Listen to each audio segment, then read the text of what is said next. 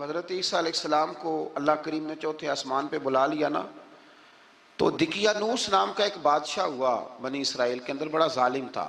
اس نے گمراہی پھیلا دی، اور جو لوگ معاذ اللہ کفر اور شرک نہیں کرتے تھے انہیں قتل کروا دیتا تھا. تو 7-8 نوجوان اپنا ایمان بچا کے بھاگے. او ہو اللہ اکبر، ساری دنیا مال بچا کے بھاگتی، وہ 7-8 نوجوان اپنا ایمان بچا کے بھاگے کہ یہ ہمیں کہیں کفر کی طرف نہ لوٹا دے. تو جا کے ایک غار کے اندر چلے گئے تو ایک کتا بھی ان کے ساتھ ہو گیا.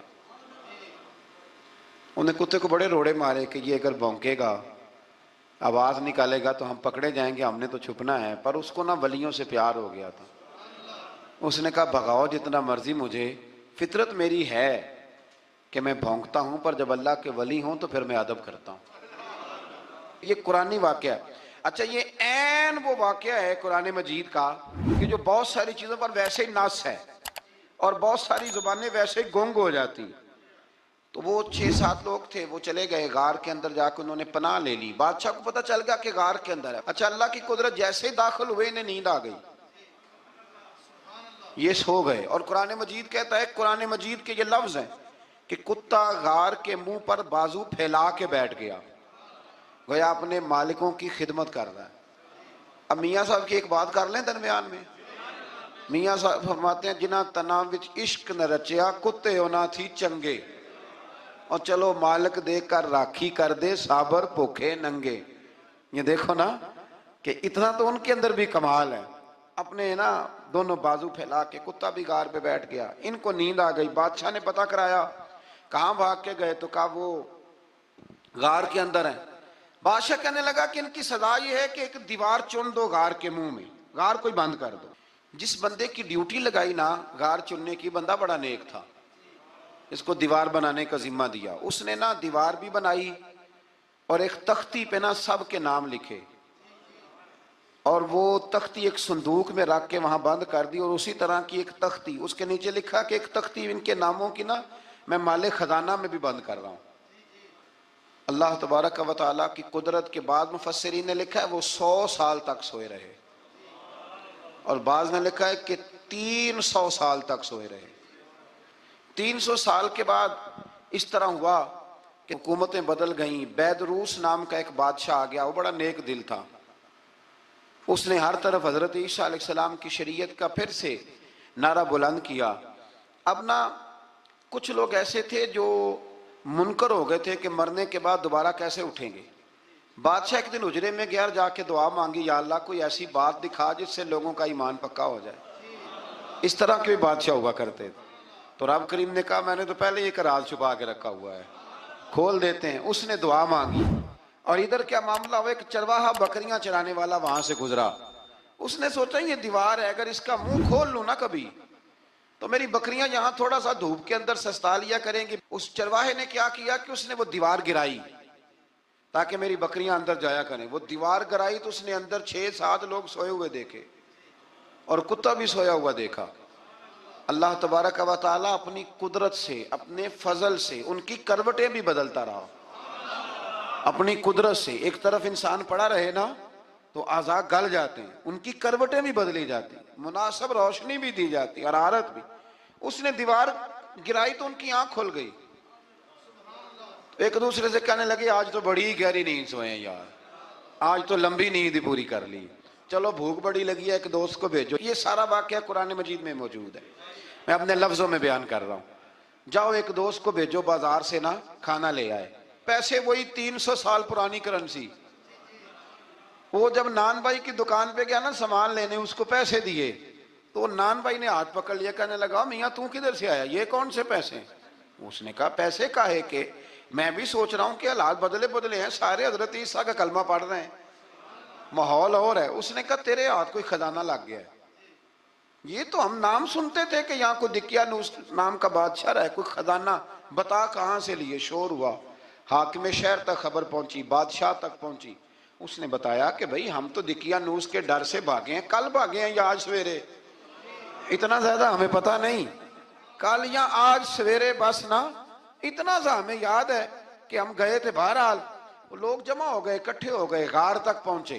اب جو غار کے اندر تھے وہ پتہ کہتے ہیں لگتا ہے ہمارا دوست پکڑا گیا ہے، پکڑا گیا ہے تو اب بندے جمع ہو گئے، وہ اندر ڈر رہے تھے، تسبیح کر رہے تھے، اللہ کو یاد کر رہے تھے، ادھر یہ پہنچ گیا جب ان لوگوں نے یہ جیتا جاگتا رب کے فضل کا نمونہ دیکھا، اور بادشاہ نے کہا کہ یہ کیا ہے، صندوق کھولا تو اس کے اندر وہ تختی لکھی تھی کہ یہ ان کے نام ہیں، یہ دقیانوس سے ڈر کے بھاگے ہوئے ہیں، یہاں یہ سو رہے ہیں، اور اسی کی ایک تختی میں نے فلان جگہ بھی دفن کیا، وہ تختی بھی وہاں سے نکل آئی۔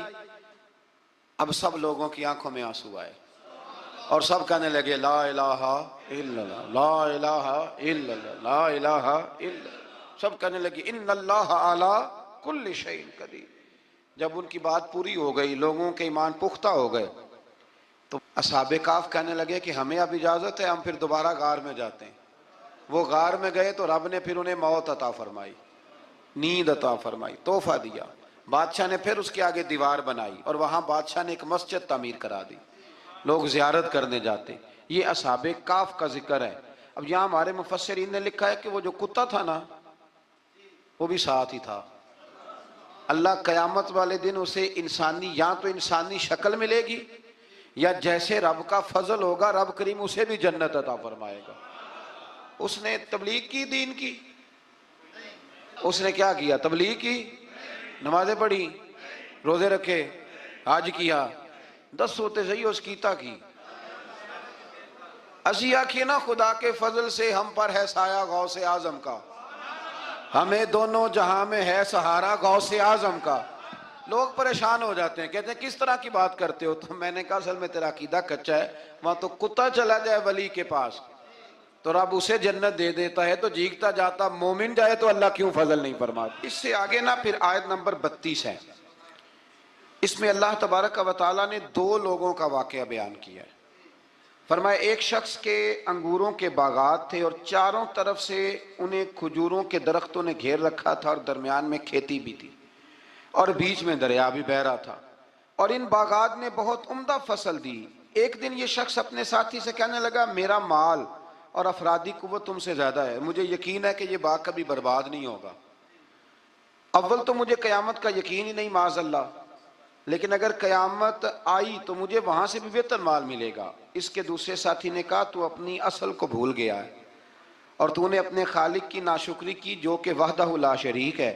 اگر تم نے باغ میں داخل ہوتے وقت ماشاءاللہ لا قوت الا باللہ کہہ دیا ہوتا تو یہ تمہارے حق میں بہتر ہوتا۔ اگرچہ مال اور اولاد میں میں تم سے کم ہوں، لیکن میرا ایمان یہ ہے کہ اللہ تعالیٰ مجھے اس سے بہتر نعمت عطا کرے گا، اور آسمان سے کوئی آفت آئی اور تمہارا باغ تباہ و برباد ہو جائے گا، یا اگر اس کا پانی زمین میں دھس گیا تو پھر تم اسے تلاش نہ کر پاؤ گے۔ بالآخر اس شخص کا باغ برباد ہو گیا۔ وہ جو کہتا تھا نا مجھے یقین نہیں قیامت نہیں آئے گی، اس کا باغ ہی، اور وہ کفِ افسوس ملتے ہوئے کہنے لگا کاش میں نے شرک نہ کیا ہوتا، لیکن پھر اس کا کوئی نہ مددگار تھا اور نہ حمایتی۔ آیت نمبر 45 میں اللہ تعالیٰ نے دنیا کی زندگی کی ناپائیداری کو ایک مثال سے بیان فرمایا کہ آسمان سے بارش نازل ہوئی، گھنا سبزہ نکلا، پھر وہ سوکھ کر چورا چورا ہو گیا، جسے ہوا اڑا کے لے گئی۔ مال اور بیٹے تو محض جیتی دنیا کا سنگار ہے، جب تک تم زندہ ہو تب تک مال بھی ہیں اور بیٹے بھی ہیں۔ والباقیات الصالحات، ہاں اگر کچھ ہے باقی رہے گی تو تمہارے اچھے اعمال باقی رہیں گے، اور اگر اولاد نیک ہوئی تو وہ بھی باقیات الصالحات میں شامل ہو جائے گی۔ آیت نمبر 47 سے فرمایا کہ قیامت کے دن تمام روئے زمین پر ایک کھلے میدان کی صورت میں ہوگا، سب لوگ صف باندھے رب کے حضور اکیلے حاضر ہوں گے اور اپنے اعمال ناموں کو دیکھ کر خوف زدہ ہوں گے، کہیں گے ہائے افسوس اس اعمال نامے کو کیا ہوا، اس نے نہ کوئی صغیرہ گناہ چھوڑا نہ کبیرہ، مگر سب کو شمار کیا۔ آیت نمبر 50 میں حضرت آدم علیہ السلام کو فرشتوں کے سجدہ، ابلیس کی نافرمانی اور شیطان اور اس کی ذریت کے انسان کے دشمن ہونے کا بیان ہے۔ آگے پھر ذکر شروع ہو جاتا ہے حضرت موسیٰ علیہ السلام اور حضرت خضر علیہ السلام کا۔ یہ لفظ خضر بھی ہے اور خضر بھی ہے، یہ 2-3 طریقوں سے پڑھا جاتا ہے۔ حضرت خضر کے بارے میں مختلف روایات ہیں کہ یہ ولی ہیں کہ نبی ہیں، لیکن مضبوط رائے اکثر بزرگوں کی یہی ہے کہ یہ بھی اللہ کے نبی ہیں، اور بعض نے لکھا ہے یہ ہمیشہ سے زندہ ہیں۔ یہ 2 اللہ کے نبی حضرت الیاس علیہ السلام اور حضرت خضر علیہ السلام، یہ دونوں ہر سال حج میں بھی جاتے ہیں۔ ہر سال حج میں بھی جاتے ہیں، کیونکہ ایک روایت ملتی ہے کہ محبوب کریم علیہ السلام حج پہ گئے تو فرمایا میں الیاس اور خضر کو پہاڑوں سے اترتے ہوئے دیکھ رہا ہوں۔ تو جن کو اللہ نے کھلی آنکھیں دی ہوتی ہیں پھر انہیں زیارت بھی ہوتی ہے، انہیں یہ نظر بھی آتے ہیں۔ حضرت خضر علیہ السلام کو اللہ نے علم لدنی عطا فرمایا۔ یہ علم لدنی اللہ جس کو اپنے پاس سے عطا کر دے اس کو علم لدنی کہتے ہیں۔ حضرت موسیٰ علیہ السلام ایک دن تقریر کرتے ہوئے کسی نے پوچھا کہ آپ سب سے بڑے عالم ہیں، فرمایا الحمدللہ۔ تو اللہ کریم نے فرمایا نہیں ہے موسیٰ کلیم آپ سے بڑے بڑے بھی ہیں، بڑے بڑے لوگ ہیں۔ ہمارے ہاں مسئلہ ہے پا نہ پڑی اور لوگ مناظرہ کرنے آتے ہیں، کئی دفعہ لوگ نا مسئلہ بتاتے ہیں تو میں کہتا ہوں جناب آپ نے بتا دیا کہ اب آپ نے حکم کرنا ہے، اب آپ نے حکم کرنا ہے۔ کبھی کبھی کچھ لوگ ایسی باتیں کرتے ہیں وہ جی آپ ایک بندے کا نام لیتے ہیں ذکر کرتے ہیں، تو میں نے کہا چلو ہم نے بھی کہیں کچھ پڑھا ہی ہوگا نا تبھی تو ذکر کرتے ہیں، لیکن جو آتے ہیں نا لوگ وہ مشورہ تمہارے دور میں ہے ہی نہیں، جس نے جو لائن پڑھ لیا ہے وہ اس پہ پکا ہو گیا، سارا نہیں نہ پڑھا، سارا پڑھے پھر بات سمجھ میں آتی ہے۔ حضرت موسیٰ کلیم اللہ کے نبی ہیں اور کیا بات ہے ان کی، اور یہ بھی اللہ کا فضل ہوا حضرت موسیٰ نے یہ بات کی تبھی تو ہمیں اتنی شاندار حکمتوں کے پھول ملے، یہ بھی حضرت موسیٰ کا ہی کمال ہے۔ تو حضرت موسیٰ نے کہا کہ اے اللہ وہ جو مجھ سے بڑا ہے عالم ہے وہ کہاں ملے گا جس سے میں حکمت کی بات سیکھوں؟ تو فرمایا جہاں مجمع البحرین ہے نا دو دریا ملتے ہیں وہاں وہ ملے گا۔ حضرت موسیٰ کلیم سے اللہ نے فرمایا کہ جاؤ جہاں دو دریا ملیں گے نا وہاں تمہیں وہ شخص ملے گا۔ تو یا اللہ میں کس طرح؟ فرمایا زادرہ ساتھ لے جاؤ کھانے پینے کا سامان۔ حضرت موسیٰ کلیم لے گئے، مچھلی بھی لے گئے۔ فرمایا یہ مچھلی جہاں تمہارے برتن سے نکل کے دریا میں داخل ہو وہاں دریا میں شگاف پڑ جائے گا، وہاں وہ تمہیں شخص ملے گا۔ حضرت موسیٰ نے اپنے خادم حضرت یوشع بن نون علیہ السلام کو بھی ساتھ لیا۔ یہ بعد میں حضرت موسیٰ علیہ السلام کے جانشین ہوئے۔ یہ دونوں سفر پہ نکل گئے، ایک جگہ پہ پہنچے جہاں پہاڑ تھا ساتھ دریا بھی تھا، اس کے نیچے آرام کرنے لگے۔ حضرت موسیٰ کلیم سو گئے تو یوشع بن نون علیہ السلام موجود تھے، مچھلی جھٹ سے نکلی دریا میں داخل ہو گئی، وہاں راستہ بھی بن گیا۔ اب اٹھے حضرت موسیٰ کلیم جب اٹھے تو فرمایا چلو چلیں، تھوڑا آگے جا کے فرمایا بھوک لگ رہی ہے کھانا تو نکالو۔ انہیں یاد آیا، کہنے لگے حضور مچھلی تو دریا میں چلی گئی تھی۔ فرمایا تو نے بتایا ہی نہیں، وہی تو ہماری منزل تھی جہاں مچھلی دریا میں گئی۔ پھر وہاں سے واپس آئے قدموں کے نشانوں پہ، وہاں پہنچے جہاں مچھلی گئی تھی تو وہاں ایک شخص لیٹا ہوا تھا چادر لے کے۔ آپ نے سلام لی تو انہوں نے کہا وعلیکم السلام یا موسیٰ کلیم اللہ۔ تو آپ نے فرمایا آپ کون ہیں؟ فرمایا میں وہی ہوں جس کو آپ تلاش کر رہے ہیں۔ تو فرمایا آپ نے مجھے کیسے پہچانا؟ فرمایا جس رب نے تمہیں بھیجا ہے نا اس نے ہی مجھے بتایا ہے کہ موسیٰ آ رہے ہیں، موسیٰ آ رہے ہیں۔ اب حضرت خضر نے جو کچھ فرمایا وہ بڑا شاندار ہے۔ فرمایا موسیٰ کچھ باتیں ایسی ہیں جن کا آپ کو علم ہے اور مجھے نہیں، اور کچھ ایسی ہیں جن کا مجھے علم ہے اور آپ۔ اللہ اکبر، یہ کبھی ہماری سمجھ میں بات آ جائے، یہ کبھی سمجھ میں آ جائے، کچھ باتیں ایسی ہیں جس کا مجھے علم ہے، اور یہ بڑے بڑے سیانے بندے نہیں مانتے، بڑے بڑے میں عالم ہوں جی، تو آپ عالم ہیں میاں ایک شعبے کے، لیکن بہت سارے دنیا میں شعبے ہیں نا، دین کے عالم کا درجہ سب سے بڑا ہے، لیکن قانونی مشاورت کرنی ہے تو آپ وکیل سے کریں گے، گاڑی کے بارے میں پوچھنا ہے تو کسی مکینک سے پوچھیں، لیکن آپ بن کے نہ بیٹھ جائیں۔ فرمایا جس کا آپ کو علم ہے مجھے نہیں، اور جس کا مجھے علم ہے ان میں سے آپ کو نہیں۔ تو کہا میں پھر آپ کے ساتھ رہنا چاہتا ہوں اور میں وہ سیکھنا چاہتا ہوں جو آپ بتا رہے ہیں۔ تو حضرت خضر فرمانے لگے صبر کر لیں گے میرے ساتھ؟ یہ سب سے مشکل کام ہے، یہ سب سے، یعنی ہر بات کی تو یہاں لوگوں کو وضاحت چاہیے۔ کھانسے بھی تو آپ کو بتانا پڑے گا کھانسے کیوں، ہنسے بھی تو آپ کو بتانا پڑے گا ہنسے کیوں۔ بے بزرگ ہیں، بزرگوں کی باتوں میں حکمتیں ہوتی ہیں، لیکن ہم حکمت کی طرف جانے کو تیار نہیں ہوتے، ہمیں تو فوری طور پہ جواب چاہیے، حل چاہیے۔ حضرت موسیٰ علیہ السلام جناب خضر کے ساتھ چلے، فرمایا صبر کروں گا میں چلتا ہوں آپ کے ساتھ۔ دریا کے قریب گئے کشتی میں بیٹھنے کے لیے تو کشتی والوں نے حضرت خضر کو پہچان لیا، بغیر کرائے کے سوار کرایا، اور جب پار اترنے لگے تو حضرت خضر نے کشتی کا ایک تختہ ہی توڑ دیا۔ حضرت موسیٰ کہنے لگے یہ آپ نے کیا کیا؟ انہوں نے نیکی کی، آپ نے تختہ توڑ دیا ہے۔ فرمایا آپ کو کہا تھا نا آپ نے صبر نہیں کرنا، آپ کو کہا تھا نا۔ فرمایا چلو میں صبر کروں گا۔ تھوڑا آگے گئے تو ایک نوجوان لڑکا ابھی چھوٹی عمر ہے وہ ملا، حضرت سیدنا خضر علیہ السلام نے اسے قتل ہی کر دیا. فرمانے لگے آپ نے قتل ہی کر دیا. ایک قرآن مجید ہے بھائی. میں کبھی کبھی سوچتا ہوں یہ ہم کسی درویش کی بات سناتے تو بندے اڑ جاتے. فتوے نکلتے کہ نہ نکلتے؟ میرا خیال ہے ہر مسجد سے نکلتے. اور فتوے ایک جتنے مسجد میں نمازی ہوتے سب کے ہاتھوں میں فتوے ہوتے. قتل کر دیا، قتل ہی ہو گیا بندہ. تو حضرت سیدنا موسیٰ علیہ السلام فرمانے لگے آپ نے قتل ہی کر دیا. فرمایا میں نے کہا تھا نا آپ نے صبر نہیں کرنا. آپ فرمانے لگے چلو اگر اب میں بولا نا تو بے شک آپ مجھے علیحدہ کر دیجئے گا. حضرت موسیٰ کلیم اب بولا تو علیحدہ کر دیا. ایک بستی میں داخل ہوئے، بستی کے لوگوں سے پانی مانگا تو انہوں نے پانی بھی نہ دیا، آرام کرنے کو جگہ بھی نہ دی. پر وہاں ایک دیوار گر رہی تھی، حضرت خضر علیہ السلام نے سیدھی کرنی شروع کر دی. ساری دیوار بنائی تو حضرت موسیٰ کہنے لگے کن لوگوں کی خدمت کر رہے ہو جنہوں نے پانی بھی نہیں دیا، انہوں نے پانی تک نہیں پوچھا. فرمانے لگے بس بھئی آپ نے وعدہ کیا تھا کہ اب بولیں گے تو بے شک علیحدہ کر دینا. آپ بولیں اب آپ کا اور میرا ساتھ زیادہ نہیں چل سکتا. آپ بولیں. جو بول پڑے نا غلامی کرے تو رستے لمبے چلتے ہیں، اور جو بولے نا جس کو وضاحتیں چاہیے ہو وہ غلام نہیں ہوتا، اس کے ساتھ پھر باتیں لمبی. ہاں تو آنکھ بند کر کے چل. ہاں آزم یاتے لائیے ہی نہ تجھے لائیے تھے. پھر آنکھ بند کر کے پیچھے چل کے بات ختم ہو گئی. حضرت خضر علیہ السلام نے جب کہا نا کہ اب آپ کا وعدہ ختم ہو گیا، فرمایا میں آپ کو جانے سے پہلے حکمت بتاتا ہوں. یہ وہ علم ہے جو اللہ نے مجھے اپنے پاس سے عطا فرمایا.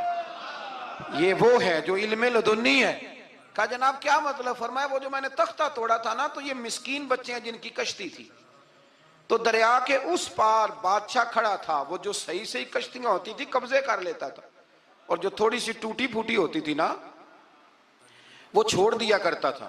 تو میں نے تھوڑی سی کشتی ان کی اس لیے توڑ دی ہے تاکہ دیکھے گا تو چھوڑ دے گا، اس لیے میں نے بھلا کیا ہے. اور فرمایا وہ جو بچہ میں نے قتل کیا نا وہ شروع سے ہی کفر کا دل دادا تھا. اس کے ماں باپ نیک تھے، اگر بڑا ہوتا جوان ہوتا تو ہو سکتا ہے ماں باپ کو بھی کفر میں مبتلا کر دیتا. اب اس کے بدلے اللہ انہیں صالح بیٹا عطا فرمائے گا. تو یہ بھی میں نے اللہ کے دیے ہوئے علم سے کیا. اور فرمایا یہ جو دیوار میں نے نبی ہو کے یا ولی ہو کے مزدوری کر کے دیوار بنائی ہے نا، اللہ اکبر. فرمایا یہ دیوار عام لوگوں کی نہیں، یہ یتیم بچوں کا خزانہ ہے دیوار کے نیچے. یہ گر جاتی تو خزانہ ظاہر ہو جاتا، اور بچائی اس لیے ہے کہ وَكَانَ أَبُوهُمَا صَالِحًا، ان بچوں کا باپ نیک آدمی تھا. ان کا باپ قاضی ثناء اللہ صاحب پانی پتی فرماتے ہیں ڈائریکٹ باپ نہیں تھا، 7ویں نسل میں جا کے باپ بنتا تھا. سن لیں یہ بھی بات، ایک بندہ نیک ہو تو اس کی 7 نسلوں تک رب خزانوں کی بھی حفاظت فرماتا ہے. اب آپ اندازہ فرمائیں کہ بات کتنی دور تک جاتی ہے. بزرگوں کی باتوں میں نا حکمتیں ہوتی ہیں، دانائیاں ہوتی ہیں. یہ طریقت کے جو لوگ ہوتے ہیں انہیں سبق یہ دیا جاتا ہے کہ آمنا وصدقنا، ماننا ہے اور تصدیق کرنی. ہمارا معاملہ یہ ہے کہ یہاں وضاحت دینی پڑتی. وہ جی وہاں کیا ہوا تھا، وہ جو گاڑی آپ کے پاس ہے تو وہ کہاں سے آئی، تو وہ جو کل آپ نیا جوڑا پہن کے آئے تھے تو وہ کدھر سے آیا. تو جو لوگ وضاحتیں مانگتے ہیں وہ اپنے نہیں ہوتے، ان کا غلامی کا رشتہ نہیں ہوتا. حبیب اور ہوتا ہے، شریک اور ہوتا ہے. شریک وضاحتیں مانگتے ہیں، حبیب محبت کرتے ہیں. ہمارا آج سب سے بڑا المیہ یہ ہے، سب سے بڑا، کہ ہم کسی حکمت کے تحت کوئی بندہ اگر کوئی کام کر رہا ہے تو مجبوری ہے کہ ہمیں وہ حکمت بتائی جائے. ایسا نہ کریں. یہ طریقہ حضرت غوث اعظم رضی اللہ تعالیٰ عنہ، حضور غوث پاک رضی اللہ تعالیٰ عنہ کو ایک شخص ملنے آ گیا. ملا علی قاری نے لکھا ہے، آپ کے ایک مرید نے کہا چل میرے پیر سے ملنے. کہنے لگا میں نہیں جاتا ملنے کسی پیر شیر سے. کہا نہیں آؤ تو صحیح. وہ آیا نا تو اس نے دیکھا کہ 50 گھوڑے عربی نسل کے کھڑے ہیں غوث پاک کے دروازے، موٹے تازے چوڑے عربی نسل کے گھوڑے. اس کے ذہن میں خیال آیا، کہنے لگا یار سواری کے لیے اگر رکھے ہیں تو ایک بھی کافی تھا، 50 کی کیا ضرورت تھی. اللہ اکبر. اب واقعی 50 کھڑے تھے، مرید کے پاس جواب ہی کوئی نہیں تھا. کہنے لگا یار پتہ مجھے بھی کوئی نہیں، لیکن حضرت صاحب نے رکھے ہیں تو حکمت ضرور کوئی ہوگی، حکمت ضرور کوئی، اس کی کوئی حکمت ہوگی. اللہ اکبر. وہ چلے گئے واپس. وہ روز تنقید کرتا کیسا تیرا پیر ہے 50 گھوڑے رکھے ہوئے. کیسے تیرا پیر ہے 50 گھوڑے رکھے ہوئے؟ کچھ دن گزرے تو ملا علی قاری کہتے ہیں وہ اعتراض کرنے والے کے پیٹ میں کوئی تکلیف ہوئی، بغداد کے سب سے بڑے طبیب کے پاس گیا، اس نے کہا تیرا تو جگر تباہ ہو گیا ہے، عربی نسل کا ایک گھوڑا چاہیے، اس کو ذبح کریں گے، اس کا جگر نکالیں گے، اس کی دوائی بنا کے تجھے کھلائیں گے، اور 50 گھوڑے ہوں گے تو بچے گا۔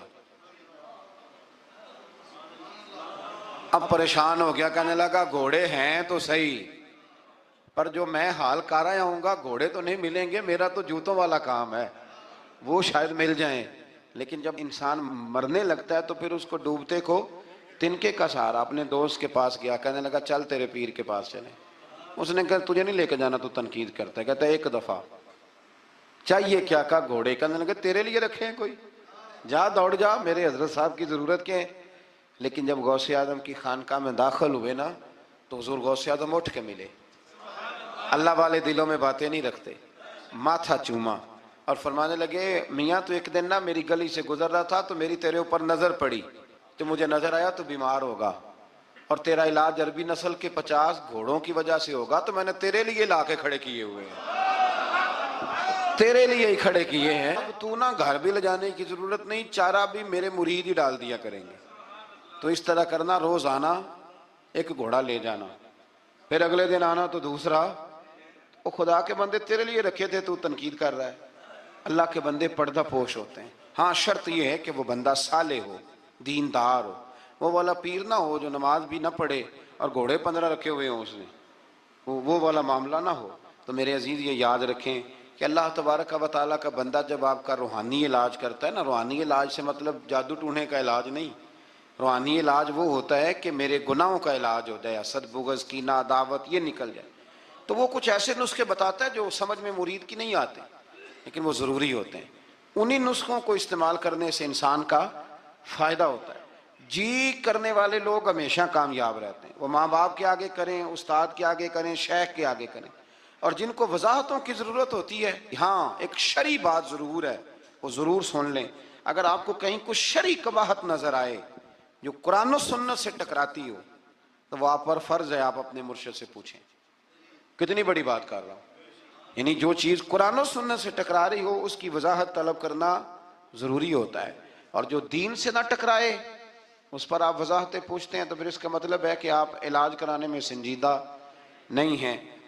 فرمایا پاک ہے وہ ذات جس نے اپنے بندہ خاص کو سیر کرائی، مسجد حرام سے لے کر مسجد اقصیٰ تک، اور مسجد اقصیٰ کون سی؟ الذی بارکنا حولہ، جس کے ارد گرد ہم نے برکتیں رکھی ہیں، لنوریہ من آیاتنا، تاکہ ہم انہیں اپنی نشانیاں دکھائیں۔ معراج حضور کی سیر کا نام ہے۔ اللہ نے کہا محبوب آؤ اپنی سلطنت کی سیر کر لو۔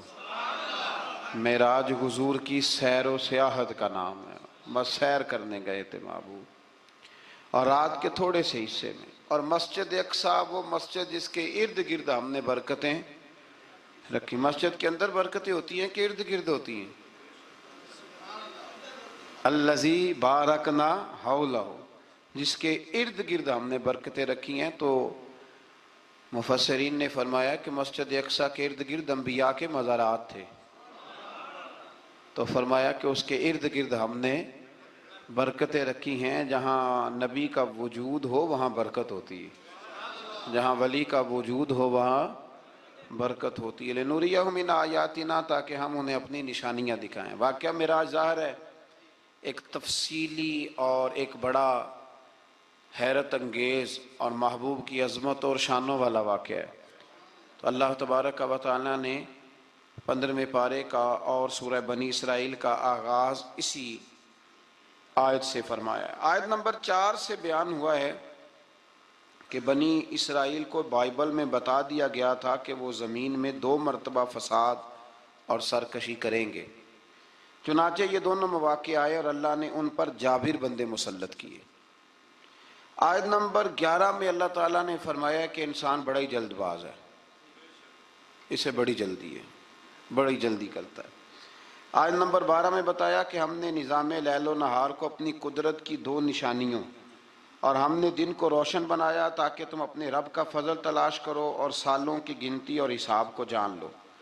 آیت نمبر 13 سے بتایا کہ ہم نے ہر انسان کا اعمال نامہ اس کے گلے میں لٹکا دیا ہے، یعنی اللہ کی قضاء و قدرت میں جو طے ہے وہ ہو کے رہے گا، اور قیامت کے دن یہ اعمال نامہ ایک کھلی ہوئی کتاب میں صورت میں ہوگا۔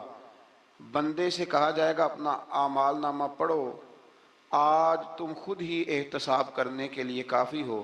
جس نے ہدایت کو اختیار کیا تو اسی کا فائدہ اسی کو پہنچے گا، اور جس نے گمراہی کو اختیار کیا تو اس کا وبال بھی اسی پر آئے گا۔ اور کوئی بوجھ اٹھانے والا دوسرے کا بوجھ نہیں اٹھائے گا، اور ہم اس وقت تک عذاب دینے والے نہیں جب تک کہ اتمام حجت کے لیے ہم رسول نہ بھیج دیں۔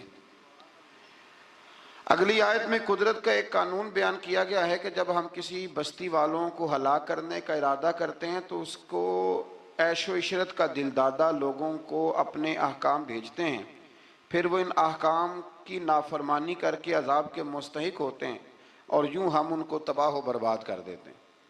پہلے قومیں عیش میں پڑتی ہیں پھر تباہ ہوتی ہیں۔ اللہ تعالیٰ اپنے محبوب کی غلامی والی زندگی عطا فرمائے۔ اللہ آیت نمبر 18 میں فرمایا کہ جو صرف دنیا کے فائدے کا طلبگار ہو تو ہم اس کو اس دنیا میں جتنا چاہیں دے دیتے ہیں، اور پھر اس کا انجام جہنم ہوتا ہے۔ اللہ فرماتا ہے تو دنیا مانگے گا تو میں دے دوں گا، یہ نہیں کہ ملے گی نہیں، لیکن دنیا ملے گی، پھر جنت اللہ سے مانگیں ربنا آتنا فی الدنیا حسنہ وفی الآخرۃ حسنہ، یا اللہ دنیا بھی اچھی کر کے دے اور آخرت بھی ہمیں اچھی کر کے عطا فرما۔ آیت نمبر 21 میں ایک دوسرے پر دنیا میں فضیلت کا ذکر کرتے ہوئے فرمایا کہ آخرت کے بڑے بڑے درجے ہیں اور ان کی فضیلت بھی بہت بڑی ہے۔ آیت نمبر 23 میں والدین کے حقوق کی جانب متوجہ کرتے ہوئے فرمایا کہ تمہارے رب نے حکم دیا ہے کہ اس کی سوا کسی کی عبادت نہ کرو، اور ماں باپ کے ساتھ نیک سلوک کرو، اگر تمہاری زندگی میں وہ دونوں یا ان میں سے کوئی ایک بڑھاپے کو پہنچ جائے تو اس کو اف تک نہ کہو، ان کو جھڑکو بھی نہیں، اور ان کے ساتھ ادب سے بات کرو، اور ان کے لیے عاجزی اور رحم دلی کے بازو جھکائے رکھو، اور یہ دعا کرو کہ اے میرے رب ان پر رحم فرما جیسا کہ انہوں نے بچپن میں رحم کے ساتھ میری پرورش فرمائی تھی۔ آیت نمبر 26 میں قرابت داروں، مسکینوں اور مسافروں کے حقوق ادا کرنے اور فضول خرچی سے اجتناب کا حکم ہے، اور یہ کہ فضول خرچی کرنے والے شیطان کے بھائی ہیں، اور اگر بسبب تنگ دستی خرچ نہ کر سکو تو ان سے نرم بات ہی کر لو۔ فرمایا رشتہ داروں پہ خرچ کرو، اپنی ذات پہ فضول خرچی نہ کرو، اور اگر تم خرچ نہیں کر سکتے، غریب ہو تو کم از کم اخلاق کا مظاہرہ ہی کر لو، رشتہ داروں کے اندر تلخ جملوں کا تبادلہ تو نہ کرو۔ آیت نمبر 29 نے تسلسل کے ساتھ احکام کا بیان ہے، تسلسل کے ساتھ۔ نمبر 1 فرمایا خرچ کرنے میں بخل، ہرس اور فضول خرچی کے درمیان میانہ روی کو اختیار کرنا، یعنی نیک کاموں میں کھلے دل سے خرچ کرنا اور مباح کاموں میں اعتدال کے ساتھ خرچ کرنا، اور ناجائز کاموں میں بالکل خرچ نہ کرنا۔ نمبر 2 ارشاد فرمایا کہ افلاس کے خوف سے اولاد کو قتل کرنے کی تمہیں ممانعت ہے، اور یہ کہ سب کا رزق دینے والا اللہ ہے۔ نمبر 3 میں فرمایا کہ زنا بہت بری چیز ہے، اس سے بچو۔ نمبر 4 میں قتل ناحق کی ممانعت ہے، اور قصاص لینے میں حد اعتدال میں رہنے کا حکم ہے۔ نمبر 5 میں یتیم کا مال کھانے کی ممانعت ہے، اور اس کے بالغ ہونے تک اس کے مال کی حفاظت کا حکم ہے۔ نمبر 6 وعدوں کے پورے کرنے کا حکم دیا گیا، یہ آیت نمبر 29 میں سارے احکام ہیں۔ اور نمبر 7 ناپ تول میں خیانت کی ممانعت کی گئی۔ نمبر 8 جس چیز کا علم نہ ہو اس کے در پہ ہونے کی ممانعت کی، جس کا پتہ نہیں اس مسئلے میں پڑھنے سے اللہ نے یہ تو بڑا مشکل کام بتا دیا۔ یہاں تو جس کو بالکل بھی نہیں نہ پتا وہ بھی 1 2 3 فتوے تو دن میں دے ہی دیتا ہے، اللہ ماشاءاللہ۔ فرمایا جس کا پتہ نہیں اس کام کے پیچھے بے شک کان آنکھ دل ان سب سے روز قیامت سوال ہوگا۔ 9 نمبر میں فرمایا تکبر اور اطراء کے چلنے والے ٹھیک نہیں کرتے، ان کی مذمت ہے۔ نمبر 10 شرک کی مذمت بیان کی گئی، اور 11 نمبر پہ یہ بھی بیان ہوا کہ کسی کی روزی کی کشادگی یا تنگی کا مدار اس کی فضیلت یا بے قدری نہیں کہ بندہ اچھا نہیں تھا اس لیے اللہ نے پیسے نہیں دیے، فرمایا یہ اس کی بے قدری اس وجہ سے نہیں، یہ اللہ تعالیٰ کی حکمت اور مشیت کا معاملہ ہے۔ اللہ زیادہ بہتر جانتا ہے کہ کسی کو اس نے کیا دینا ہے۔ ان تفصیلات کے بعد فرمایا اے رسول یہ وہ حکمت والی باتیں ہیں جن کی ہم نے آپ کی طرف وحی فرمائی ہے۔ اقوال زری لکھے ہوتے ہیں نا، آپ اس طرح کریں سورہ بنی اسرائیل کی آیت نمبر 29 لکھ کے لگائیں۔ میں اکثر نا جب کوئی بندہ کہتا ہے نا اقوال زری، تو میں کہتا ہوں پہلے بتاؤ قرآن سارا تم نے لکھ کے لگا لیا، یاد کر لیا، حدیثیں ساری لکھ لی؟ اب تو انگریزوں کے قولوں کو اقوال زری بنا کے لوگ بیان کرتے ہیں۔ تو میں کہتا ہوں پہلے قرآن حدیث اپنے اللہ کے بندوں کی باتیں تو پوری کر لو، تم تو دور نکل گئے ہو۔ اللہ فرماتے ہیں یہ حکمت والی باتیں ہیں، یہ تھوڑی حکمت والی بات ہے کہ رب فرما رہا ہے کہ کسی کی روزی کا کشادگی یا تنگی کا مدار اس کی فضیلت یا بے قدری پہ نہیں، بلکہ تو اللہ بہتر جانتا ہے کہ اس کو کیا دینا ہے۔ یہ بہت بڑی حکمت والی بات۔ آیت نمبر 40 میں کفار اور مشرکین کی اس خبیث فطرت کو بیان کیا گیا کہ خود تو بیٹوں کی تمنا کرتے ہیں اور اللہ کی طرف بیٹیوں کی نسبت کر کے کہتے ہیں کہ فرشتے معاذ اللہ اللہ کی بیٹی ہیں۔ آیت نمبر 44 سے بیان ہوا کہ 7 آسمان اور زمینیں اور جو بھی ان میں ہے اپنے اپنے انداز میں اللہ کی تسبیح کر رہے ہیں، ہر چیز اللہ کی حمد کے ساتھ اس کی تسبیح کر رہی ہے، لیکن تم ان کی تسبیح کو سن نہیں سکتے۔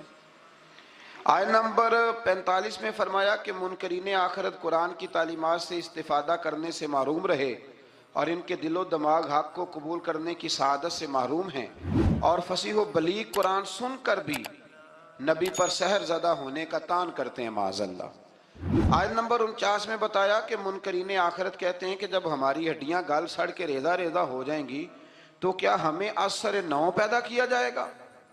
اللہ تعالیٰ نے فرمایا تم پتھر بن جاؤ یا لوہا یا کوئی اور مخلوق جو تمہارے خیال میں بہت سخت ہو، وہی رب ذوالجلال دوبارہ پیدا کرے گا جس نے تمہیں پہلے پیدا فرمایا تھا۔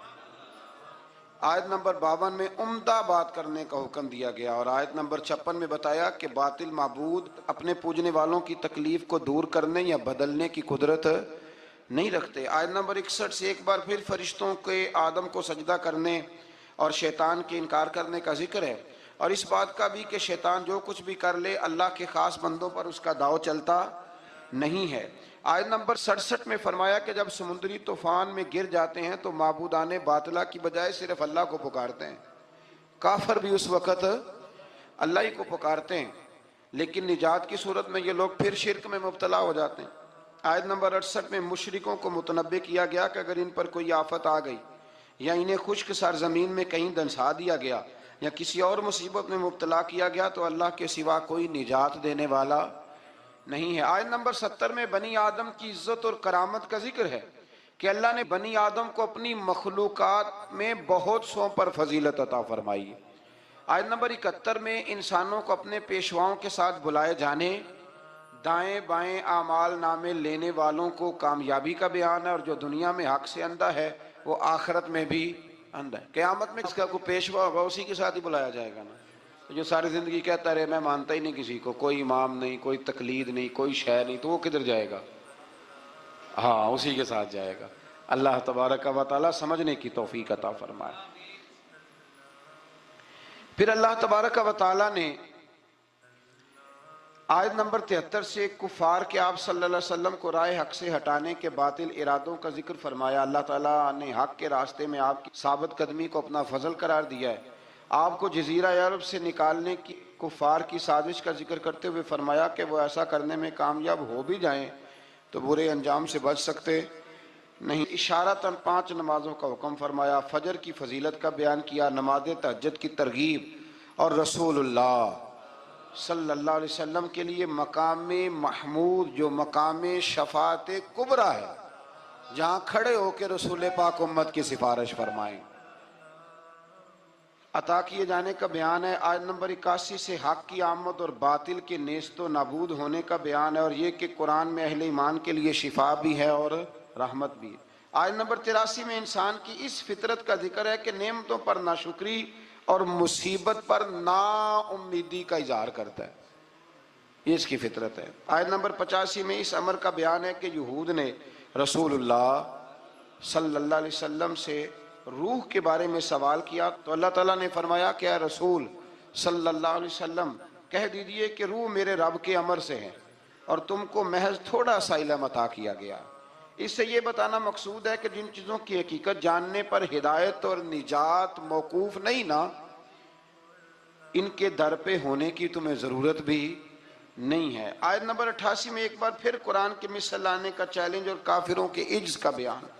آیت نمبر 90 سے مشرکین مکہ کے بعد فاسد مطالبات کا ذکر کرتے ہوئے فرمایا کہ انہوں نے کہا ہم اس وقت تک آپ پر ایمان نہیں لائیں گے حتیٰ کہ آپ ہمارے لیے زمین سے پانی کا کوئی چشمہ جاری کر دیں، یا آپ کھجوروں اور انگوروں کے باغات کے مالک بن جائیں جن کے نیچے نہریں بہہ رہی ہیں، یا آپ ہمیں جس عذاب سے ڈراتے ہیں وہ لے آئیں، یا آسمان کو ٹکڑے ٹکڑے کر کے ہم پہ گرا دیں، یا اللہ اور فرشتوں کو ہمارے سامنے بے حجاب کر دیں، یا آپ کے لیے سونے کا گھر ہو، یا ہم آسمان پر چڑھ جائیں اور پھر آسمان سے ہم پر کتاب نازل کریں جس کو ہم پڑھیں۔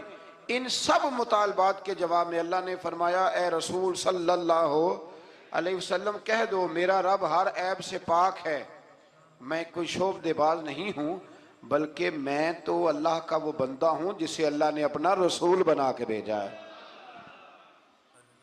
یہ کچھ لوگ نا شعبدوں کی باتیں کرتے ہیں، آج بھی کرتے ہیں، فلانے پیر صاحب ہیں جی، یہ جو کچھ لوگ بڑے بڑے نادان ہیں نا، یہ ساری آپ پڑھ لیں آیت نمبر 90، تو وہی سارے سوالات ہیں جو آج کا بد مذہب ولیوں کے بارے میں کرتا ہے، کہتا ہے اگر ایسے ہیں تو پھر یہ کر دیں پھر وہ کر دیں۔ او خدا کے بندو، ولی شعبدے دکھانے نہیں آتے، بندوں کو رب سے ملاتے ہیں، ان کا کام پیغام حق دینا ہے، ان کا یہ کام نہیں ہے۔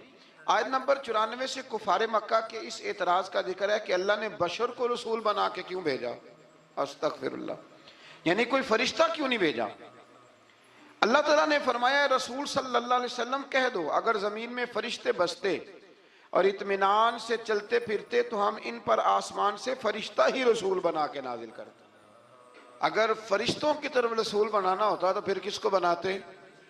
فرشتوں کو، یعنی نبی اور رسول جس مخلوق کی طرف مبعوث ہوئے اسی کے جن سے ہوتے ہیں۔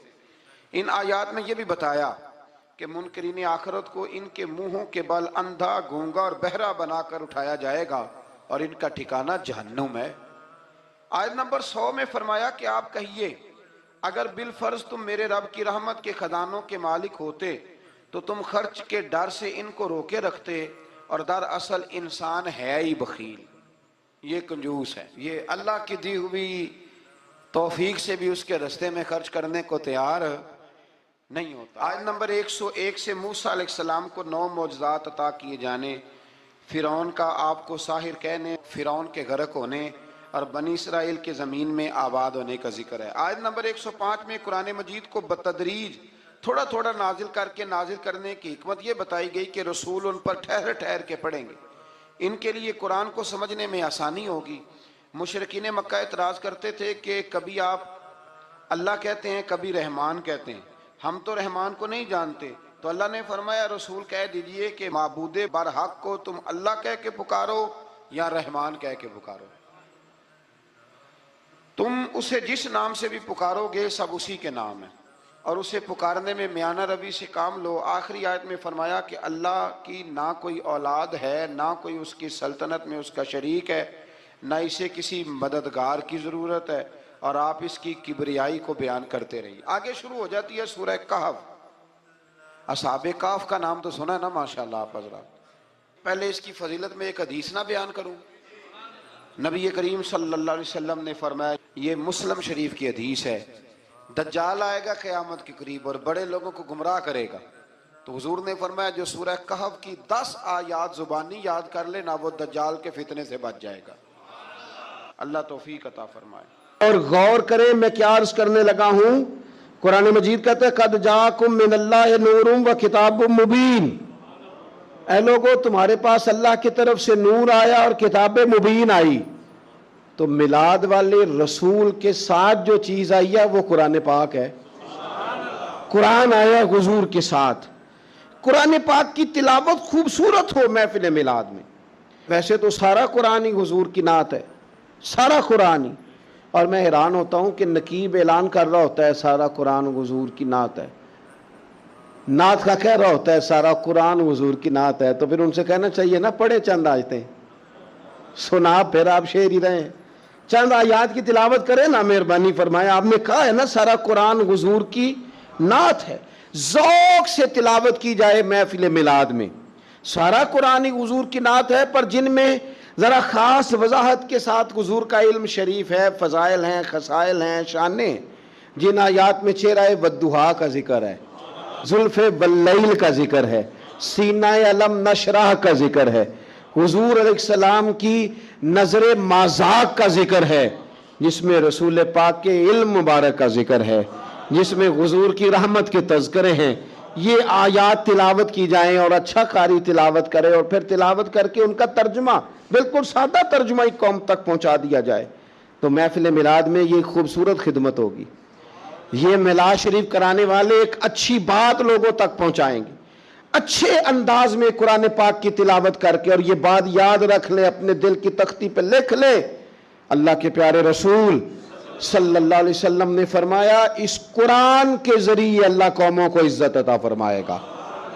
تو میلاد شریف کے اندر آپ اچھے قراء کو ضرور دعوت دیں، بہترین قرآن مجید کی تلاوت آپ سنیں، اور اچھے انداز میں آپ نبی پاک علیہ الصلاۃ والسلام پر نازل ہونے والی اس کتاب کی تلاوت سنیں۔ دوسری بات یہ کہ میلاد شریف میں نعت پڑھی جاتی ہے۔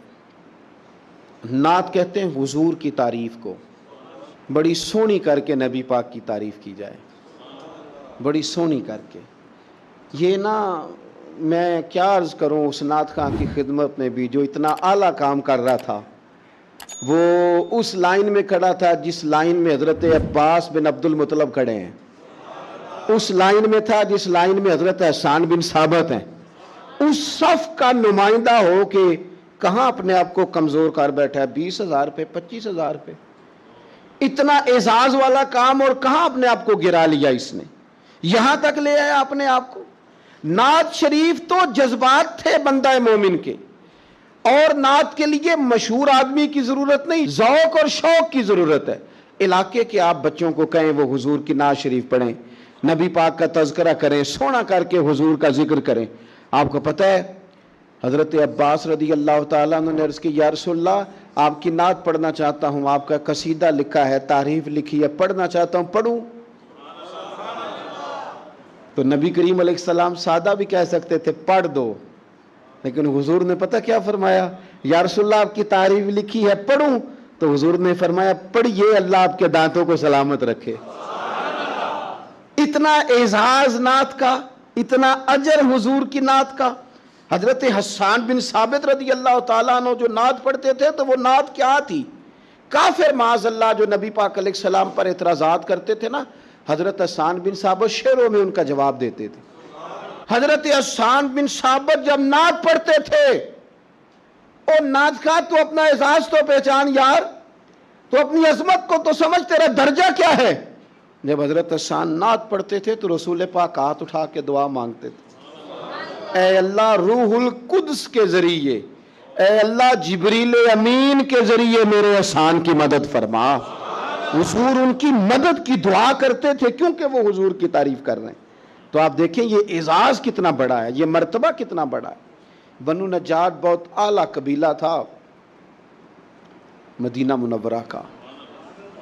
کاش میرے بیٹے حضور کی نعت پڑھنے لگے، کاش آپ کے بیٹے حضور کی نعت پڑھنے لگے، کاش ہماری بیٹیوں کی زبانوں پر نبی پاک کے ترانے جاری ہو جائیں، کاش یہ سلیقے سے، یہ باوضو ہو کر، یہ طہارت کے ساتھ اپنے محبوب کریم علیہ الصلاۃ والسلام کے نعت خواں بن جائیں۔ اس باپ کے مقدر جاگ گئے جس کی اولاد حضور کے تذکرے کرنے والی بن گئی، وہ بڑے منصب پر فائز ہو گیا جس کے بچے نبی پاک کی مدح خوانی کرنے لگے، ثنا خوانی کرنے لگے۔ بنو نجار قبیلے کی بچیاں حضور مدینے آئے تو دف بجاتی، وہ ننھی بچیاں جو بیٹھ کر وہاں دف بجاتی تھی، رسول پاک کی جانب اشارے کر کے گاتی تھی کہ ہم ہیں بچیاں نجار کے عالی گھرانے کی، خوشی ہے آمنہ کے لال کے تشریف لانے کی، ہمیں خوشی ہے آمنہ کے لال کے تشریف لانے کی۔ وہ نا حضور کا ذکر کرتی ہیں، نبی کریم علیہ السلام کی تعریف کرتی ہیں تو حضور ان کے پاس سے گزرے۔ تو ابو داؤد شریف میں جو حدیث کے لفظ ہیں بڑے کمال ہیں، بڑے میٹھے ہیں، ان میں جو رعنائی اور حسن کے جو جذبے ہیں اور جو ان بچیوں کے لیے اعزاز ہے اور نعت خواں کے لیے جو خوشخبری ہے وہ سمجھنے والی ہے۔ وہ بچیاں حضور کی تعریفیں کر رہی تھی، وہ کہہ رہی تھی ہم بنو نجار کی قبیلے کی اعلیٰ بچیاں ہیں. ہمارے مقدر دیکھو ہمارے پڑوسی کون بنے ہیں؟ مدینے والے مصطفیٰ کریم علیہ السلام. اس لیے خوش ہیں کہ حضور ہمارے پڑوسی بن گئے، مدینے آ گئے، حضور ان کے قریب سے گزرے. تو ایک جملہ میٹھا ٹھنڈا پیارا حسین ایک جملہ حدیث میں ملتا ہے. حضور نے کہا نبی کریم ان کے قریب سے گزرے تو ان بیٹیوں کی طرف پلٹ کر دیکھ کر حضور فرمانے لگے میرا رب جانتا ہے کہ مجھے بھی تم سے بڑی ہی محبت ہے. ہن میں اپنی حیاتی تو قربان نہ جاواں، ویکھو محمد محمد پکیندے گزر گئی. اللہ جانتا ہے کہ مجھے بھی تم سے بڑی محبت. تو یہ نعت خوانی، نعت پڑھنا، نعت سننا، یہ تو بڑا اعزاز کا کام، یہ تو بڑی فضیلت کا کام ہے. پھر اس کے بعد باری آتی ہے بیان کی. واعظ و نصیحت کے لیے بہت زیادہ جوش خطابت کی ضرورت نہیں ہوتی.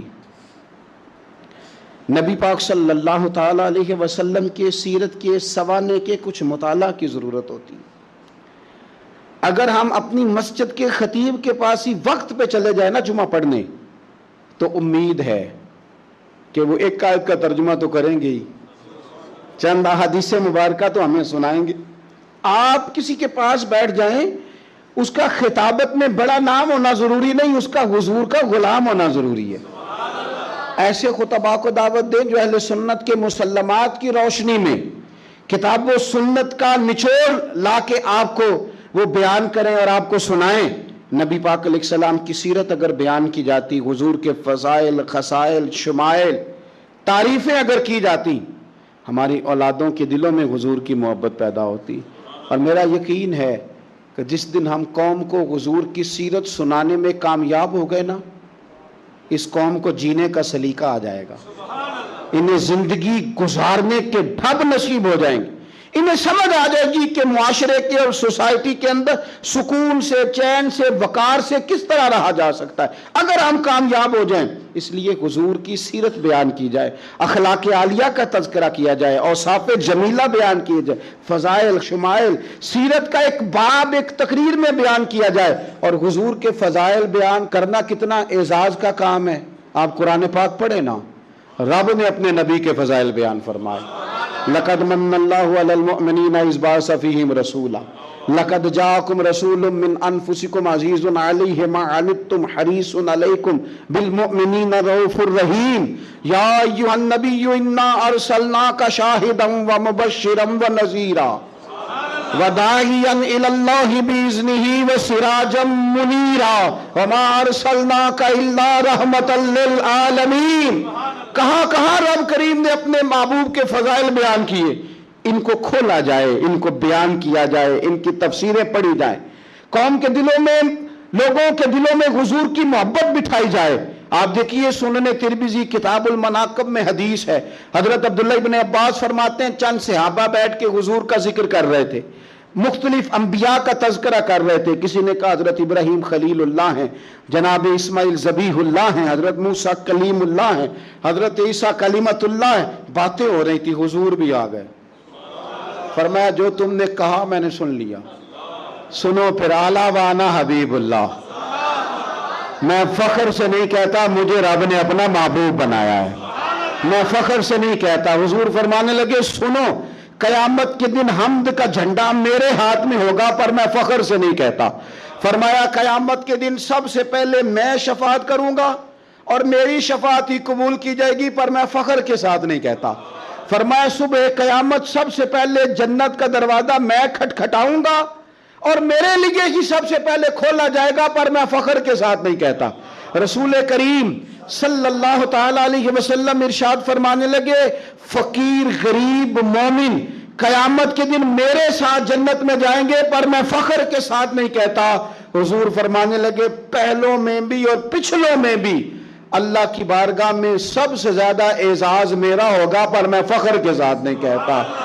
فاضل بریلوی کیا فرماتے ہیں؟ کہتے ہیں پیش حق مجدہ شفاعت کا سناتے جائیں گے، وہ آپ روتے جائیں گے، ہم کو ہنساتے جائیں گے. باغ جنت میں محمد مسکراتے جائیں گے صلی اللہ تعالی علیہ وسلم. باغ جنت میں محمد مسکراتے جائیں گے. پھول رحمت کے گریں گے ہم اٹھاتے جائیں گے. اور کیا کسی نے خوب کہا, خلد میں ہوگا ہمارا داخلہ اس شان سے ہم یا رسول اللہ کا نعرہ لگاتے جائیں, یا رسول اللہ کا نعرہ لگاتے جائیں. تو حضور نے تو خود اپنے فضائل بیان کیے, لہذا بہترین گفتگو. پھر صلاۃ و سلام ہوگا محفل میں.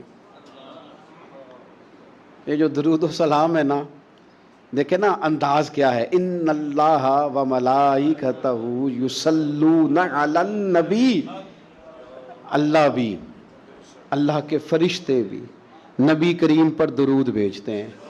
یا ایھا الذین آمنو, اے ایمان والو, یعنی اپنے لفظوں میں ترجمہ کر لیں, اے میرے نبی کے ماننے والو, صلو علیہ وسلموا تسلیما, تم بھی محبوب پر درود بھیجو اور خوب سلام پڑھو. تم بھی درود بھیجو اور خوب سلام پڑھو.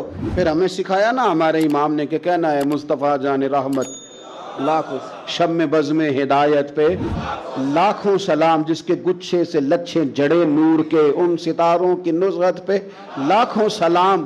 اور فرمانے لگے ان کی باتوں کی لذت پہ بے حد درود, ان کے خطبے کی ہیبت پہ لاکھوں سلام, اور جس سہانی گھڑی چمکا طیبہ کا چاند اس دل افروز ساتھ پہ لاکھوں سلام. اور کہنے لگے میں سلام پڑھ رہا تھا تو فرشتے بھی میرے کان میں آ کے باتیں کرنے لگے, مجھ سے خدمت کے قدسی کہیں ہاں رضا, ہاں رضا, مصطفیٰ جان رحمت پہ لاکھوں سلام. مجھ سے خدمت کے قدسی کہے ہاں رضا, مصطفیٰ جان رحمت پہ. اور نبی کریم علیہ السلام فرماتے ہیں تو ایک بار درود پڑھ رب تیرے اوپر 10 بار رحمت کرے گا. اور حضور فرمانے لگے تو 10 بار درود پڑھ اللہ 100 رحمت نازل کرے گا. اور حضور فرماتے ہیں تو 100 بار درود پاک پڑھ اللہ تیری پیشانی پہ قیامت میں لکھ دے گا کہ یہ بندہ منافقت سے بھی بری ہے, جہنم کی آگ سے بھی بری ہے. تو درود شریف پڑھا جاتا ہے ہماری محفل میں. پھر دعا ہوتی ہے, اور دعا تو عبادت کا مغز ہے نا, اور دعا تو عین عبادت ہے. اور حضور نے فرمایا جو رب سے مانگے رب راضی ہوتا ہے, جو نہ مانگے ناراض ہوتا ہے. اور دعا کی ترتیب بھی یہی ہے کہ پہلے اللہ کی حمد ہو, پھر حضور پہ درود ہو, پھر اس کے بعد دعا ہو. تو مجھے بتائیں جب محفل پاک میں ہم قرآن پاک پڑھیں گے, نعت پڑھیں گے, کتاب و سنت کی روشنی میں خطاب سنیں گے, حضور پر درود و سلام پڑھ کے ہاتھ اٹھائیں گے تو وہ تو کریم ہی بڑا ہے. جو مانگیں گے اپنے فضل سے انشاءاللہ عطا فرمائے گا, وہ عطا فرمائے گا. تو یہ مقام ہے وہ یہاں دعائیں مانگی جائیں اور اللہ اپنے فضل سے قبول کرنے والا ہے. پھر اس کے بعد لنگر شریف ہوتا ہے. 2-3 گزارشات ہیں محفلیں کرانے والوں سے اور میلاد پہ لنگر بانٹنے والوں سے. ایک لنگر وہ ہے جو ابا جی کے ختم سے منسوب ہے, یہ میرے ابا جی کے ختم شریف کی روٹی. ایک لنگر وہ ہے بزرگوں کے ختم سے منسوب ہے. ایک وہ ہے جو بیٹے کے عقیقے سے منسوب ہے, ایک بیٹے کے ولیمے سے منسوب ہے. ایک لنگر حضور کے میلاد سے منسوب ہے. آپ نے صحیح بتانا ہے. ابا جی کے ختم کی روٹی بھی کبھی کسی نے چھتوں سے پھینکی ہے شاپروں پہ ڈال کے. دادا جی کے ختم شریف پہ کھانا پکا ہو تو چھت سے پھینک دیتے اور لفافے میں ڈال. بچے کے عقیقے پہ, ولیمے پہ, تو میلاد پہ کیوں پھینکتے ہو؟ میلاد پہ کیوں پھینکتے ہو؟ کوئی یہ طریقہ ہے؟ آپ کم از کم چلیں بہت سارے مجموعوں کو بہت زیادہ اعزاز کے ساتھ نہ صحیح تو کم از کم یہ کہ آپ بٹھا کے تو کھانا دے دیں, وقار کے ساتھ ہی کھانا کھلا دیں. اور میں اپیل کروں گا محفل کرانے والوں سے, اور مجھے امید ہے خطیب, مشائخ, نعت خواں, قاری, یہ سارے حضرات بھی میری بات سے اتفاق کریں گے. میلاد شریف پہ نا سب کی روٹی ایک جیسی پکا لی جائے. جو غریب کھائے وہی پیر کھائے, جو عام کھائے وہی نعت خواں کھائے, جو سارے کھائیں وہی پیر صاحب, صوفی صاحب, درویش صاحب, خطیب صاحب, مہمان خصوصی صاحب بھی کھائیں. اور یارو کچھ لوگ روز گوشت کھاتے ہیں, کچھ گھر ایسے ہیں کہ اگر چاولوں میں گوشت پڑ بھی جائے نا تو سارے بچوں کو بوٹیاں نہیں ملتی. ان گھروں میں بچے نا گوشت کے لیے لڑتے ہیں کہ میں نے بوٹی کھانی یا میں نے بوٹی کھانی, اور باپ پریشان, غریب, کمزور, دور بیٹھ کے دیکھتا ہے کہ میری جیب میں زیادہ پیسے ہوتے تو میں زیادہ گوشت لاتا, ایسا نہ ہو کہ ہم میلاد شریف پہ زیادہ گوشت ڈال کے چاول ہم نے پکائے ہوئے ہوں اور اسے پتہ ہو کہ آج بٹھا کے اعزاز کے ساتھ روٹی کھلائی جائے گی، تو اپنے تینوں بچے غریب آدمی ساتھ لے آئے، اور اس کا 3-4 سال کا بچہ جب اسے 3-4 بوٹیاں اکٹھی ملیں تو اپنے ابا جی سے پوچھے، ابا جی آج خیر ہے؟ آج بڑا گوشت مل رہا ہے، خیر ہے؟ تو پھر تجھے میلاد سکھانا نہیں پڑے گا، پڑھانا نہیں پڑے گا، بتانا نہیں پڑے گا۔ اس کا باپ جب اس کے کان میں کہے گا نا، پتر آج راج راج کے کھا، آج مدینے والے محبوب کا میلاد شریف، آج میلاد ہے، حضور رسول کریم علیہ السلام کی محفل نور میں تو آیا ہے۔ اور سنے نبی کریم نے کیا فرمایا، حضور فرمانے لگے جو بھوکے کو کھانا کھلائے گا نا، اللہ قیامت کے دن اسے جنت کے پھل کھلائے گا۔ وہ بہت سارے لوگ کہتے ہیں میلاد کرتے ہیں غریبوں کو دے دو، تو میں کہتا ہوں ہمارے میلاد کی محفلوں میں پہلے ہی تو غریب آتے ہیں، ہم غریبوں کو تو کھلا رہے ہیں۔ امیر تو اللہ تعالیٰ انہیں توفیق دے، وہ تو سیاسی جلسوں میں جاتے ہیں، وہ تو جاتے ہیں جہاں MNA اور MPA کے جلوس نکلنے ہو تو وہاں جاتے ہیں۔ یہ غریب ہی تو ہیں جو آتے ہیں حضور کے نام پہ پیچھے بیٹھ کر روتے ہیں نبی کریم کی نعت پہ۔ تو لنگر شریف اگر اس تسلسل سے ہو، اس شوق سے ہو، اس ذوق سے ہو کہ بہت سارے غرباء کو میسر آئے اور ان کو کھانے کھلائے جائیں، پیٹ بھر کے کھانے کھلائے جائیں، ہو سکے تو کچھ غریبوں کو کپڑے بانٹے جائیں حضور کے میلاد کے نام پر، ہو سکے تو کچھ کی امداد کی جائے کہ یہ میلاد کا تحفہ ہے تیرے لیے۔ اگر یہ سارے ذوق میلاد النبی پہ لنگر شریف کے نام پر پیدا کر لیے جائیں تو آپ یقین کریں کہ میلاد نہ اس طرح کا بن جائے گا کہ وہ تقریروں سے، باتوں سے اتر کر دلوں میں اترنا شروع ہو جائے گا، اور بہت سارے لوگ ایسے ہوں گے جن کی روحیں وجد کریں گے میلاد آنے پر، طبیعتیں مائل ہوں گی۔ اور میلاد کا سبق بھی یہی ہے، درس بھی یہی ہے، شوق بھی یہی ہے۔ بہرحال یہ پورا مہینہ درود شریف پڑھ کے گزارنا ہے، یہ سارا مہینہ حضور کی نعت سویرے بھی ہمارے گھر چلے، شام بھی ہمارے گھر چلے۔ ہم سویرے گھر سے جائیں تو نعت سن کے جائیں، آتے ہی نعت چلائیں۔ ہم اپنے بچوں کو نعت کے بٹن دبا کے دیں، ہمارے گھروں میں حضور کا تذکرہ ہو، نبی پاک کے ذکر جمیل سے ہمارے گھر آباد اور روشن ہو، ہماری بیٹیاں حضور کے تذکرے کرنے والی ہو، ہمارے ہاں خاص قسم کا ذوق گھروں میں بن جائے۔ حضرت عباس رضی اللہ تعالیٰ عنہ فرماتے ہیں میں گھر کے اندر بیٹھ کے اپنے بچوں کو حضور کا ذکر سنا رہا تھا، حضور کہیں باہر سے گزرے تو میرے نصیب جاگ گئے، حضور نے سنا تو دروازے پہ کھڑے ہو گئے، بات ختم ہوئی، دروازے پہ دستک ہوئی، دروازہ جو کھولا تو حیران رہ گیا، اللہ کی ساری رحمتیں تو میرے دروازے پر موجود ہیں۔ تو قریب محبوب فرمانے لگے چچا میرے تذکرے کر رہے تھے؟ یا رسول اللہ آپ کا ذکر بتا رہا تھا، میں نے بچپن بھی دیکھا، جوانی بھی دیکھی، آپ کے والدین بھی دیکھے، تو آپ کے تذکار جمیلہ بچوں کو سنا رہا تھا۔ فرمایا چچا مبارک ہو، میری شفاعت تم نے اپنے حق میں ثابت کر لی ہے، اب میں تمہاری سفارش کروں گا صبح قیامت، چونکہ تمہارے گھر میں حضور کا تذکرہ ہوتا ہے۔ خوب نعتیں پڑھیں حضور کی، خوب۔ آپ نعت کا ذوق بنا لیں گے تو زبان پہ جاری بھی ہو جائے گی۔